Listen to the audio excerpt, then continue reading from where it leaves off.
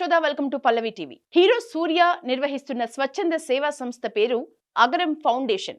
ఈ ఫౌండేషన్ ద్వారా అనేక మంది పేద విద్యార్థులకు విద్యాదానం చేస్తున్నారు సూర్య.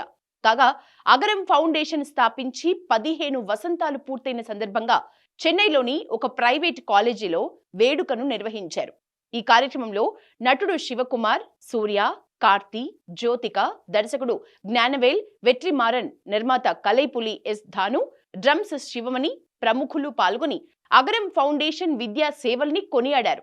ఈ వేడుకకు నటుడు మక్కల్ నీతి మయ్యం పార్టీ అధ్యక్షులు, రాజ్యసభ సభ్యులు కమల్ హాసన్ ముఖ్య అతిథిగా విచ్చేశారు. ఇక హీరో సూర్య మాట్లాడుతూ, ఇది అగరం ఫౌండేషన్ 15వ వార్షికోత్సవమని, విద్య అనేది ఆయుధం అన్నదే అగరం ఫౌండేషన్ నమ్మకమని, అది ఈ రోజు నిజమైందని చెప్పారు. విద్య అనేది చదువు మాత్రమే కాదని, విద్యార్థులకు మన సాంప్రదాయాన్ని నేర్పించేదని అన్నారు. వారి ప్రతిభను వెలికి తీసే పనిని అగరం ఫౌండేషన్ చేస్తోందన్నారు.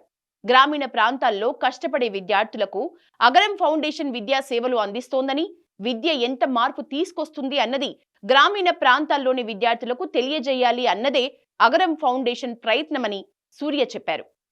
ఇక అగరం ద్వారా ఈ 15 ఏళ్లలో 51 మంది విద్యార్థులు మెడిసిన్ చదివి డాక్టర్స్ అయ్యారు.